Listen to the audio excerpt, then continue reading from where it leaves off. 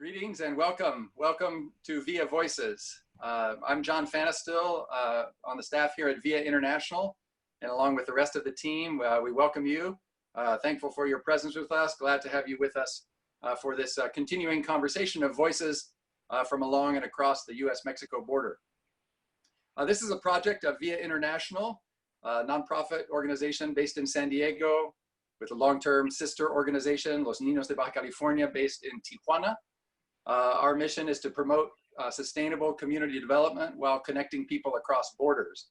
And in this period of pandemic, we've launched a virtual cafe. And I just want to say a brief word about that, if I may, just to introduce you all to the VIA Cafe. If you visit viacafe.org, you'll be able to see a variety of opportunities to engage with people along and across the border. I won't walk you through all of the details just right now. There's our guest speaker for today, Dr. Alberto Pulido, who you'll meet in just a minute. But I do want to draw your attention to a couple of Spanish language learning opportunities. I'll be teaching an intermediate Spanish class starting this Monday, June 15th. That's at the kind of 201 level for those who have already got some Spanish up and running but need to practice the fundamentals. And then the following week on June 22nd, my friend Daniel Watman will be teaching another round of Spanish 101 for folks who have perhaps never studied Spanish or studied Spanish only long ago and want to try to kickstart their learning. Dan's teaching a Spanish 101 class right now that's getting rave reviews, and he'll be offering another round of that starting on June 22nd. There are opportunities to engage with people in Tijuana through our Via Migrante program, and also to order some coffee from our partners in Mexico and Guatemala. So please do stop and check out the VIA Cafe sometime. We're glad for your support.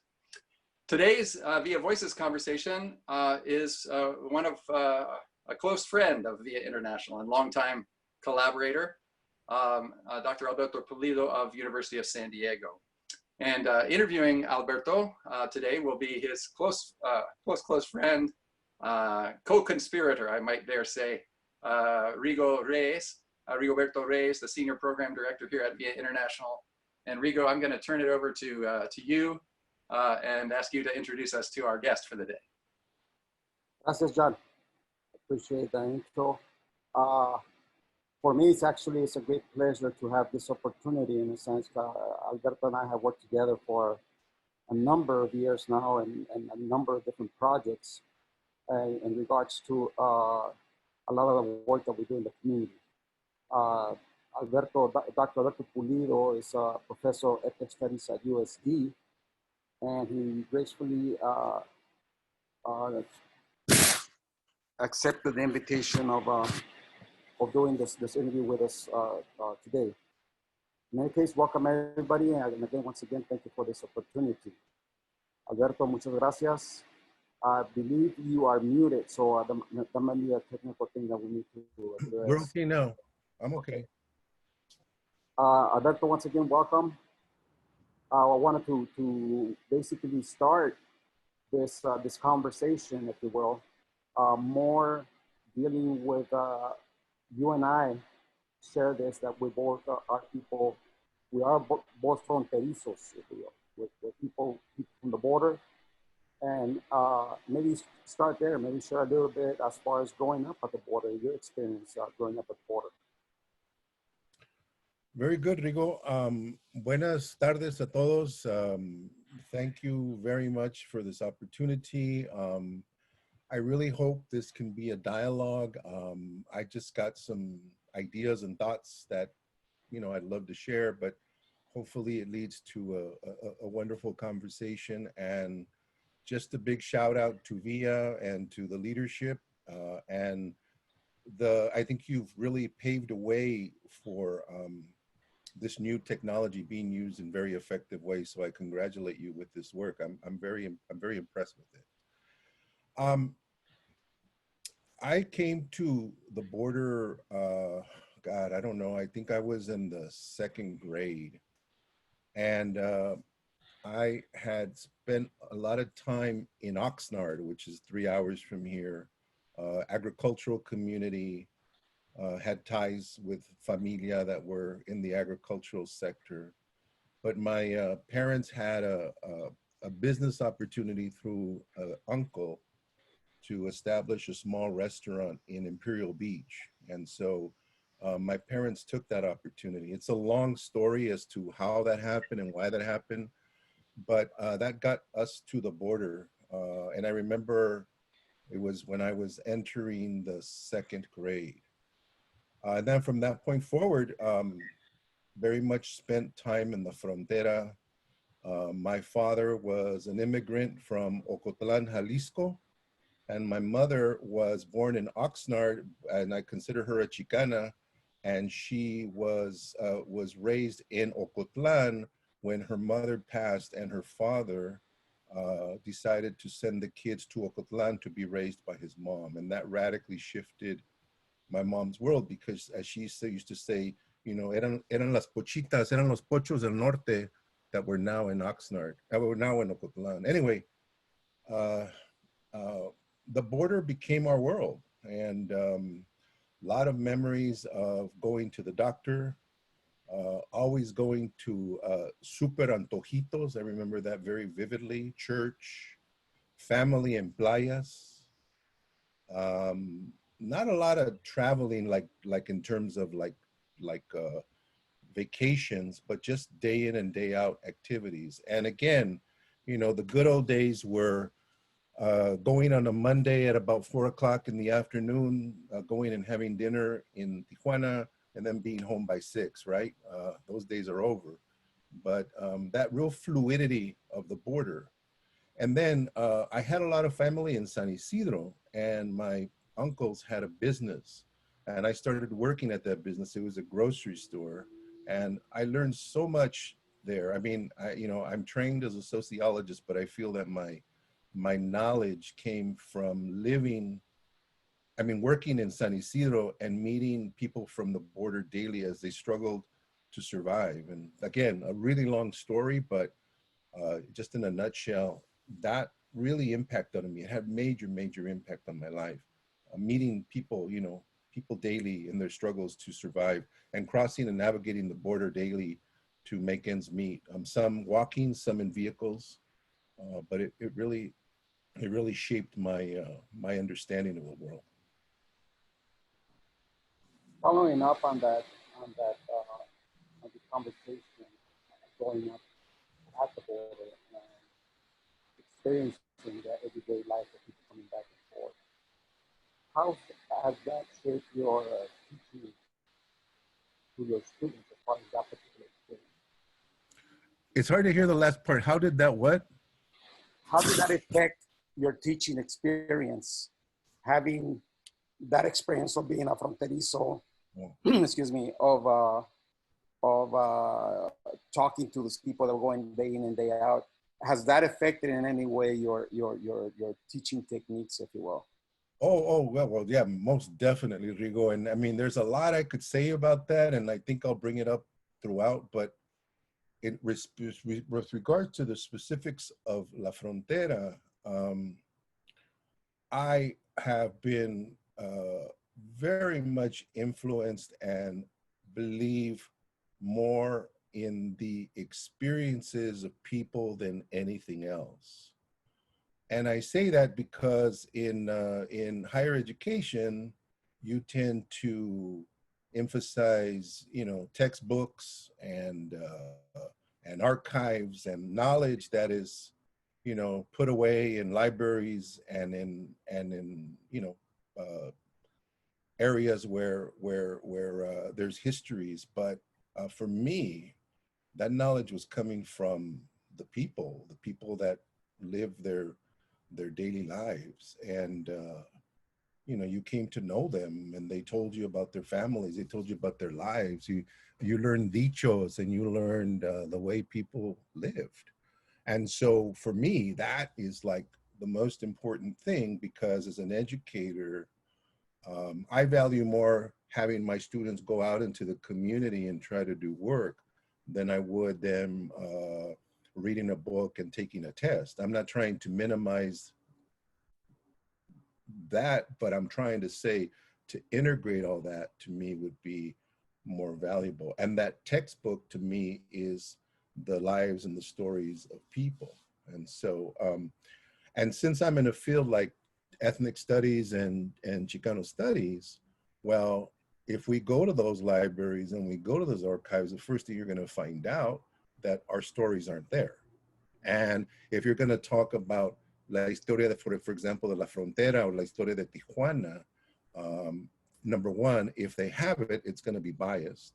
And number two, they may simply not understand it and not have it there. So part of that conversation and that dialogue has to come from the people who have lived those experiences. And as you mentioned, through our collaborative work, one of the things that where I really saw that was with our work around the lowrider community, because there you couldn't go to a website to find anything around lowriding. You had to go to the source, which were the people who lived it, who had experienced it, who struggled with it. And from that emerged the knowledge that we came to understand as the lowrider history of San Diego. I mean, without a doubt, you know. And so, so that was a good lesson. Thank you. I'm going to intervene just quickly. I forgot to mention that we're going to be collecting questions through this time together using the chat box, which you'll find at the bottom of your screen in Zoom. So if questions come to you or comments that you'd like to share, please use that chat function. And after Rigo and Alberto continue the conversation, we'll start surfacing some questions from the group. So excuse that interruption, and adelante, Rigo. Okay, thank you, John. I guess my next question is in regards to what you started to say, Alberto, your activism in the community. I think that's very important as far as it reflects a lot of your students' work also, not only with the lower community, but in particular with Chicano Park. Could you elaborate a little bit on your work with that? Yeah, wow. Again, there's so many things to say, but I just want to be real specific. The first thing I want to say is, if you have never taken the time to understand the history of this field that we have now coined as ethnic studies and Chicano studies, Black studies, Native American studies, Asian American studies, it's important that everybody out there recognize that that knowledge, that way of knowing came from the streets. It didn't come from a professor or from a textbook or from an administrator. It came from the fact that in the 1960s, which, by the way, feels like we're living that today with the killing of Floyd, the universities opened up. They started to accept people that they never had accepted before. Unprecedented. You know, higher education was for the elite and the wealthy in this country. It blows up, you know, post-civil rights, Civil Rights Act, Voting Rights Act, you know, higher education initiatives. So suddenly you start to get people who are not represented in higher ed going to college. And guess what? The university is not ready for them. There's no curriculum for them. They scratch their head and say, well, you know, George Washington wasn't my father. And my history didn't begin from the East and move west. My history began from the South and moved north. And so the narrative was basically absent. So what came out of that, and now that we've had time to reflect on it, I really like using the word relevant knowledge came out, relevant education came out. So that's my mantra as an educator. If knowledge isn't relevant, it's not important. People may not agree with that, but you know, so if you're teaching me things about my community or teaching me things about who I am that I cannot relate to, or that or you can't help me relate it to my community, then I don't understand its value. And especially in times of turmoil and times of change, when I saw people dying in my community, when I saw there was no resources for my neighborhood, how would I be able to take the skills that I learned in education and apply them to empower those communities? As we used to like to say back in the day, you know, we're lifting as we're climbing. And so, you know, all those things were so important. And again, just a quick statement on the current situation. You know, we have youth in the streets now, man, asking questions and raising issues. And now it's all about this applied knowledge. And what I find fascinating about it's not happening in the universities. It's happening in the streets. And so now the challenge for us is, how are we going to take that whole thing, however you want to define it, and apply it to what we know? By me taking a chemistry class, is that going to speak to police killings? By me taking an anthropology class, you know, so we're gonna have to figure that out. And it's interesting. It's really interesting. There was another thing I wanted to say about this. And so as it relates to the history of Chicano Park, it's the same idea. You have a community who has always been questioned in terms of their legitimacy. Chicano Park emerges, and Chicano Park emerges in Logan Heights, which is the result of redlining, and as a result of housing covenants that doesn't let anybody who's not white live outside of, to live in other parts of San Diego other than Logan Heights. So one of the unknown histories of Logan is that it was strongly African-American community, as well as Asian-American people there to work.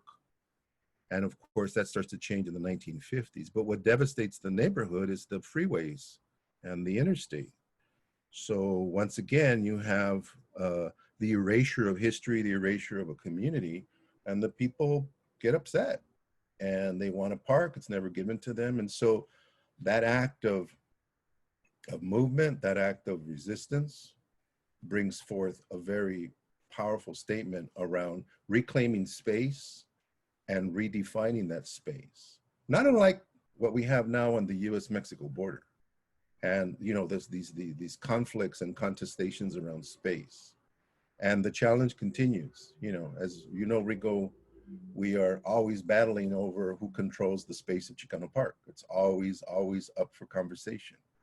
And that's exactly what we have now again with these mass movements that youth are reclaiming space. They're reclaiming the streets. They're reclaiming, you know, positions. What the mayor just did in DC is incredible in terms of reclaiming spaces, you know, against the Trump administration.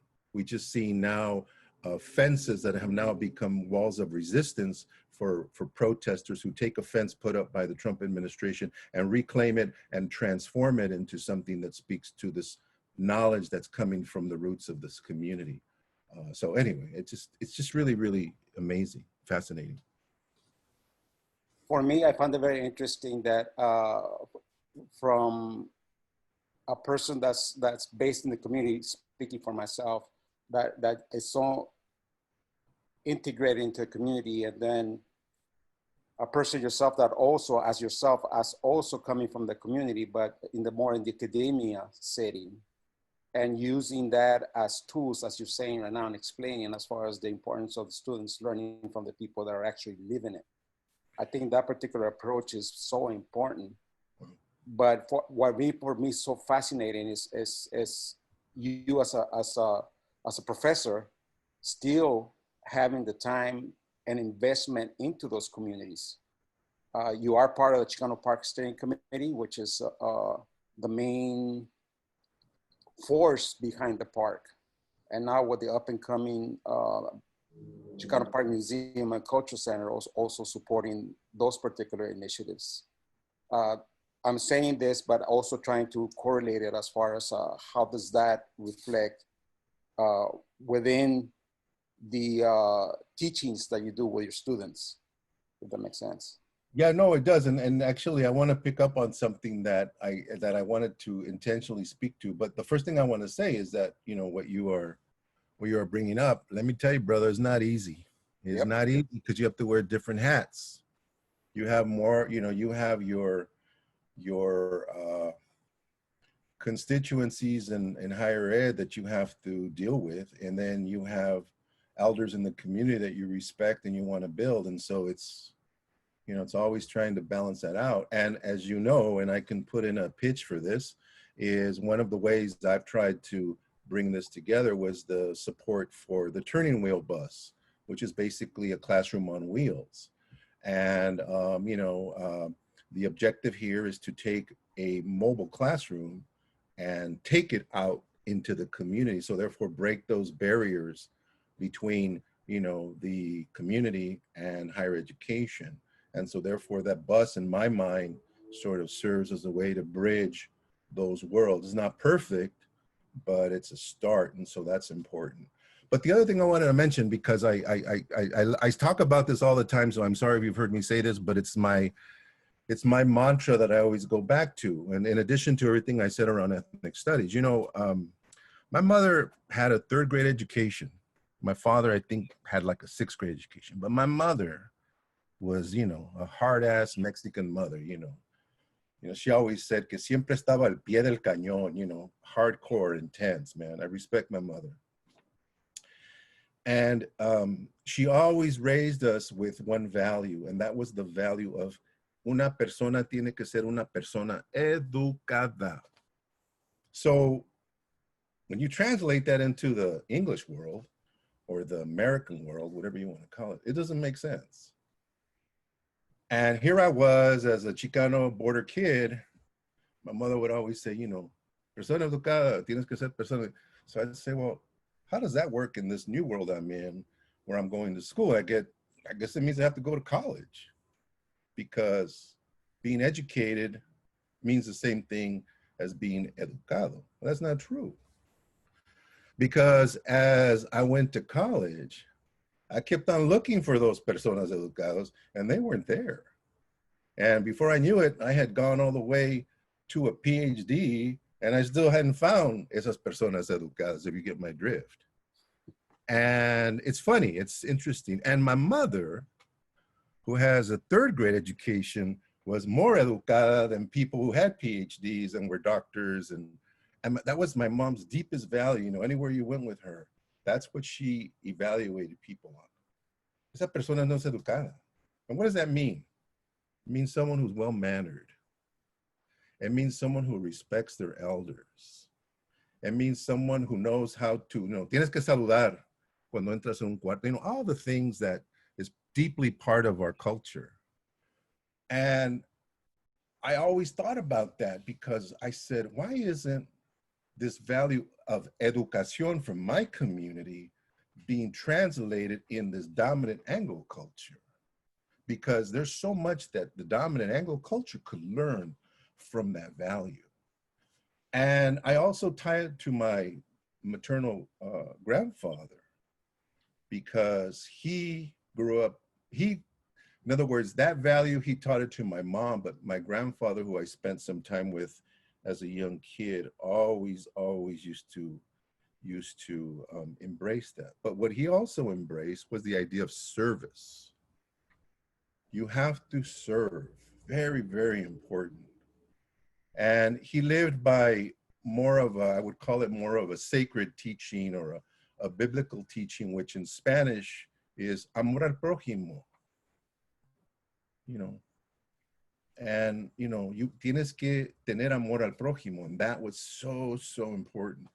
And so when I look at my work and I look at what I'm trying to do, all I'm trying to do is live out that value of educación and that value of amor al prójimo. And you can theorize that and, you know, write books about it, but bottom line is, it's these very basic teachings that you learned as a child that you still embrace. And, you know, I always scratch my head, because our community does not do well in education. We can blame it on the teachers, we could blame it on the school districts, but I think there's so much to be learned from the fact that if we took the values from our neighborhoods and from our communities and translated them into the way we do education, I think we would learn so much in the work that we do. Wow, that's pretty deep, Alberto. Yeah. I couldn't leave without asking this question in regards to the reality that we're confronting right now, the fact that we're using this medium to communicate, to share the knowledge, if you will, with all this pandemic that's going on. I'd like to get your input as far as how it's affecting not only you, but your students as it turns to USD. This learning by this medium, I think is challenging for everybody. I think our friends would like to hear from your perspective. Yeah, I mean, again, you know, I'm sitting myself in the seat so many hours, and you know, as I was mentioning earlier to John and Rigo, I had to go out and buy myself a bigger monitor porque me estoy siendo ciego, man. Fui a comprar otros lentes y todo porque yo no puedo ver. I mean, this is crazy, and I don't want to blame it on my age, right? Um, and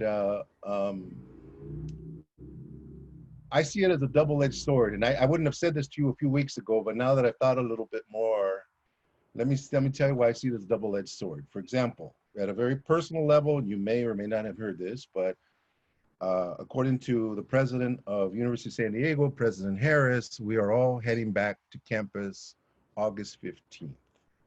And my understanding that all of the Catholic schools like Santa Clara and Loyola and University of San Diego, I may not be accurate, but I've heard, are all going back.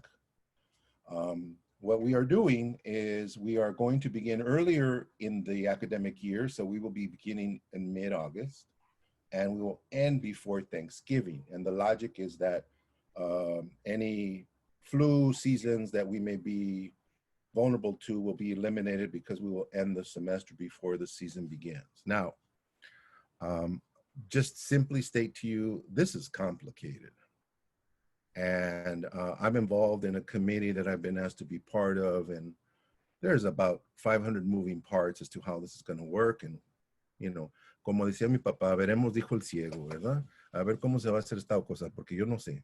And but that's where we're headed. So we'll see. And they now come up with this language of hybrid learning, which means, well, maybe you could teach a couple of kids in the classroom and then you could teach a couple of kids online, and, you know, hybrid learning, whatever, you know, this is kind of where we're at, but it's all it's moving. So it just makes a lot of stress. It causes a lot of anxiety, especially amongst faculty, because we're the ones who are now going to be turned into the frontline workers. We're going to be the frontline workers here.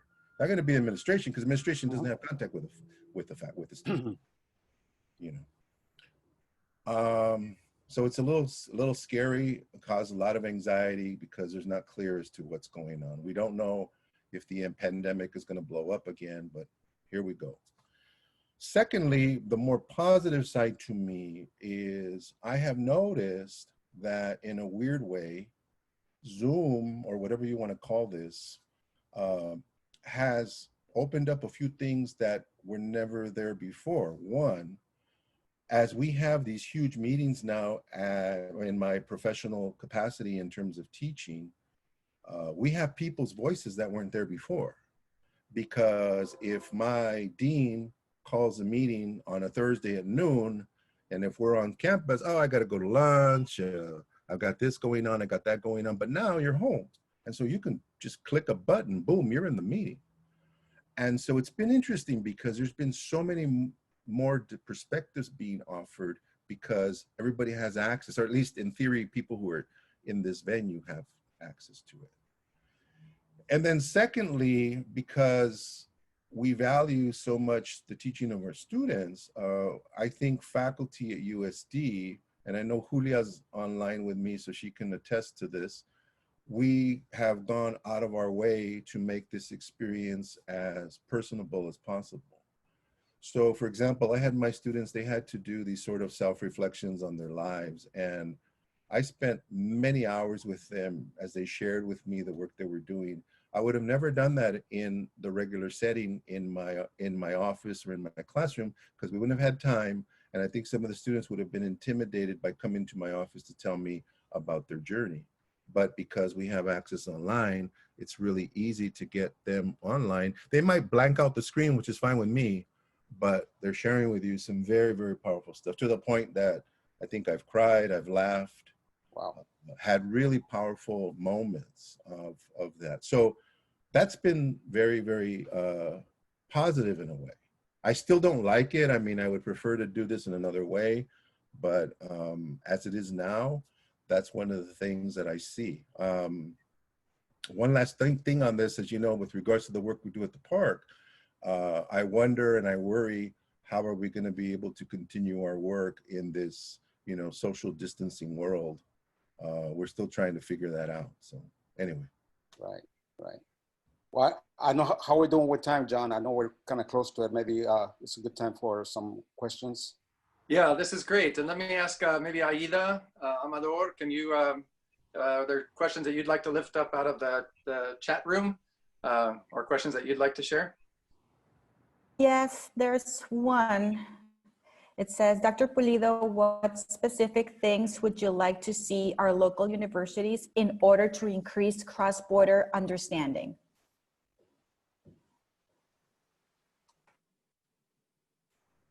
Well, I mean, in a general sense, I would like to make sure that the perspectives that U.S. universities are offering are genuinely the voices from people from those communities. And what I mean by that is, if we have an initiative with regards to the border, how is it being framed? How is it being defined? And how is it that we can enrich this side of the border with more authentic stories with regards to the Frontera and with regards to, for example, Tijuana and other border communities? You know, for example, I don't know what the latest with this is because I've heard so many stories, but, you know, we're hearing conversations from hospital presidents, especially the one from Scripps, making the argument that the Mexicans are taking over the hospitals in Chula Vista. And that's, first of all, inaccurate. But what that does is it creates a lot of dissension and it raises all these issues. And there's no real source for that. And why don't you ask like Mexican officials to offer some reflection on that? And I think even Trump made some statements with regards to Tijuana yesterday, which I haven't followed. But I'm just trying to get at the point that the dialogue that really opened, I mean, that a space be opened up so that a dialogue coming from the voices who are being most impacted by this be allowed to speak. On this side of the border, we kind of live with the border and we kind of like deal with it in this sort of like distant way. In Tijuana, you live with the border. The border is there. You're reminded of the border every day. And so it's a very different perspective and a very different point of view. And how do you do that work? And how do you do it so that it just doesn't benefit your point of view or your perspective, but how do you create a spirit of reciprocity where both sides are able to engage and learn from each other? Aida, otra pregunta, or Elisa? Yes, Aida, or there's another one. Yes, please. There's another one. It's saying, in addition to the pandemic, how does the comunidad haitiana y la caravana centroamericana alter or shift the meaning of the borderland or of the fronterizo? I mean, just in general, how does it shift the borderland? Oh, she froze up. Yeah, It says, or the fronterizo, how do you engage in that in education or community service? Well, I mean, I definitely, I'm not an expert in that. And I go back to my initial statement with regards to first having accurate information and accurate knowledge as to, number one, who are these communities in terms of how do we understand them, and especially at the ground level. and what impact they are having. And obviously they are having an impact, but where I hesitate, excuse me, is that again, from the North American perspective, I always see it filtered as something that's negative. And I always see it filtered as something that, you know, is tied to questions of encroachment or discomfort or chaos. And, you know, at what level do we address the questions around caravans to the role of the US government in terms of reinforcing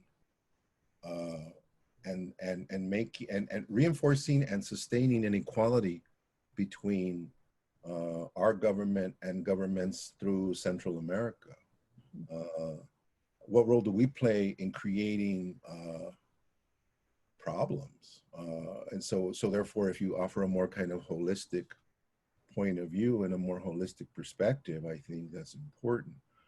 I'm really afraid that with the current administration, even if they are removed from office as of November, I really worry that the policies that have been implemented are going to be long-term. If you get another person in office to undo that and to undo the harm and the destruction, in my opinion, is going to be a challenge. But it's part of what we're dealing with. It's part of living now in the border in this current period. This is Elise. I'm speaking as staff of Via International. I would just suggest the person asking the question to also follow our work on Via Migrante, which is the work that we are doing to reach out and support those migrants that are going to stay in Tijuana and become residents. I'll just mention that, so maybe you can track some of that work to see how we're working with those communities.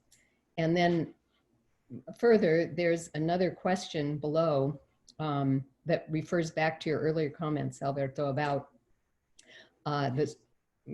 regarding your comments about scripts. The question was, is scripts being taken over by Mexican staff? Just a clarifying question. No, I think it was talking about Mexican patients. Right, yeah, just to clarify that. Oh, okay. No, I think, you know, it was COVID patients. Mm-hmm. Yeah, that was just to refer back to that. And remember, that went also involvement with the county, one of the county supervisors, what's her name? It's escaping me right now. And so that conversation is still ongoing though. Mm-hmm. Mm-hmm. And then I think another one that is a powerful comment here is to say, not so much a question, but how are we transforming our own systems of beliefs regarding machismo, colorism, etc.? How are we making space for our brown colleagues? I am a white, passing half Jewish, half Chicana, and I am sick of providing the diversity and taking up that space. I am not a person of color, as I have no color. I see 3 men leading this, and I see light-skinned faces, so we are living it right now. I know we need to be supportive and let things go, but we also need to take responsibility of the understanding our white passing privileges and push one another. I would be the first to agree with that. And I would add the fact that growing up light skin on the border wasn't easy.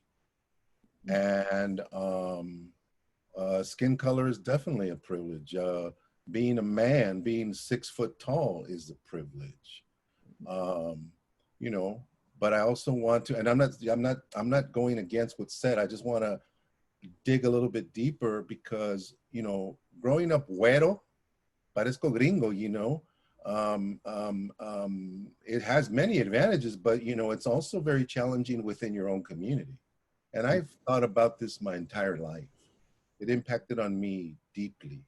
And I think at some level you overcompensate with regards to your activism because you have to be accepted.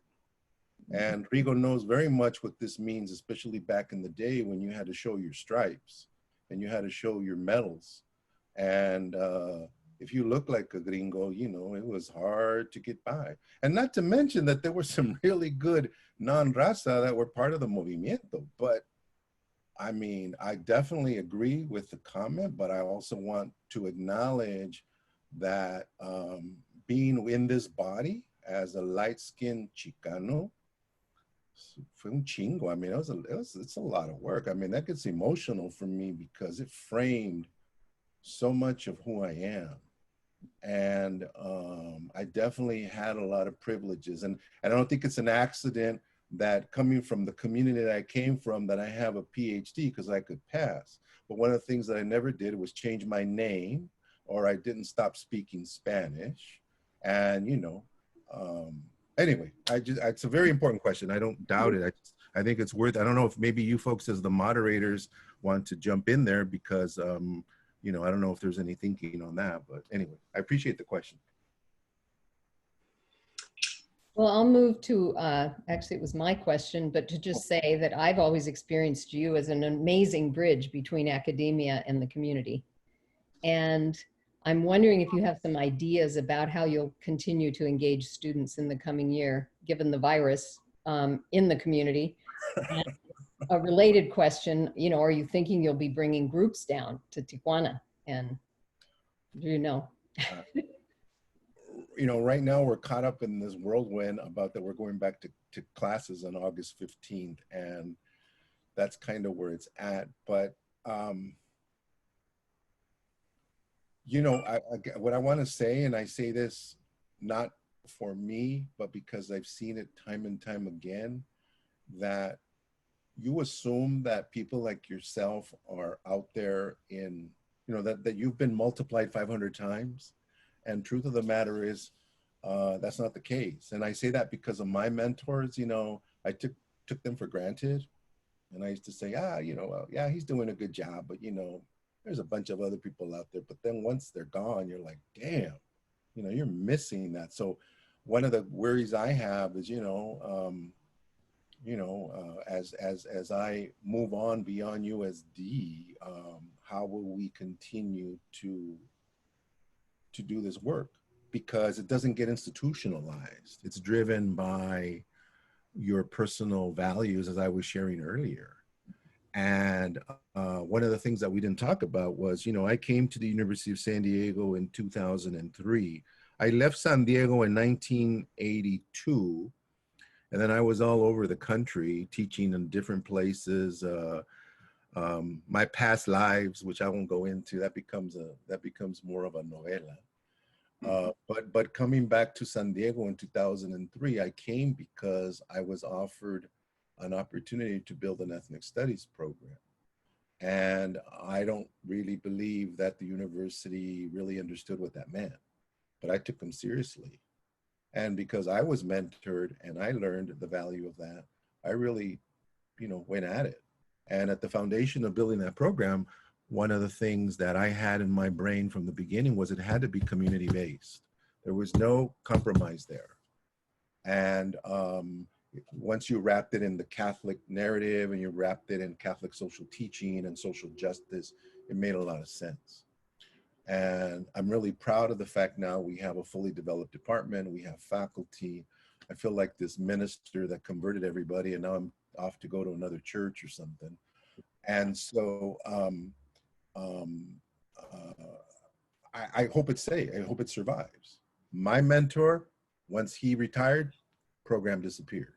And I see that time and time again. So how do you institutionalize this work so once you get hit by a truck and you're gone, then who continues that work? And that's probably one of the most challenging things I see in higher ed.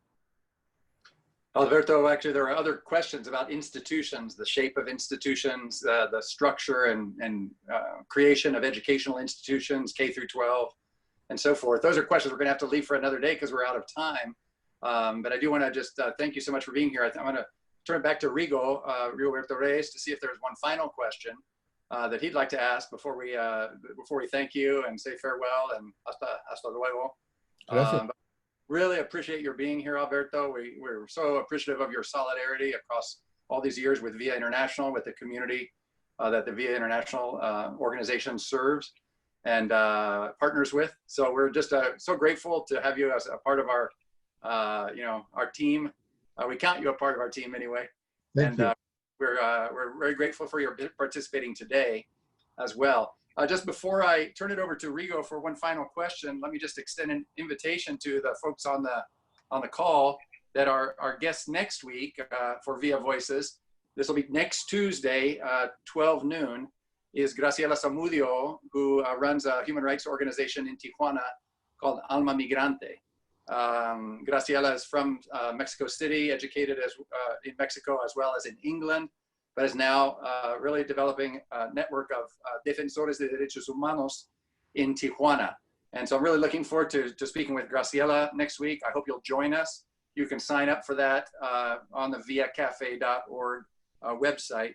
And for now, we are asking people to register for each Tuesday event. So please take the time to just drop in and sign up for next week so that you get the communications leading up to that event. But we look forward to having Graciela Zamudio with us next Tuesday. Rigo, any parting shots or questions for your friend? Sure. I think more than a question, it's more a comment in a sense that Alberto's participation in relationship with VIA, which you stressed pretty kindly, John. For me, he's been one of the main guest speakers for the visiting groups that we have that come from all over the country to learn about the reality of the border. And Alberto so graciously has supported us in that venue, in a sense, hosting these groups there at USD. Any comments on that? For me, it's so important in a sense because this visiting groups, this visiting students that come, my job is basically for them to leave with a better sense of our reality as a border versus what they heard in social media, versus what they heard through the regular media and so on and so forth. But anyway, any comment as far as that, Alberto? Yeah, let me. I just want to say though before signing off here that by all means, if there were, I didn't follow the chat, so by all means, if there's something that you were left unsettled with, or maybe a question or a clarification or a debate, whatever, send me an email. Very easy, apulido@sandiego.edu. Be happy to interact with you via email if you want to set up a Zoom chat, because that's what this is all about. It's all about establishing these enlaces and these relationships. I just want to, make sure that, within this hour, that there to lead to more discussion and more building of community, which is really critical. And so, I think we've been offered this platform and it's worth pursuing that. So please don't hesitate. I have found the groups from the different universities from around the country very interesting, and we've had really good ones and we've had really weird ones. I remember the one that in particular, the one from Utah, that was really wild. I remember that. Yeah, the one from Utah was really concerned about a film that I was showing, and they wanted to make sure there was nothing in it that was like, it was just funny. Anyway, I won't go into it, but I think what really works really well around this gathering is it's not so much, well, it definitely has a lot to do with what is shared, but it also has a lot to do with the fact that when the students arrive to the campus of the University of San Diego, first of all, they're very impressed.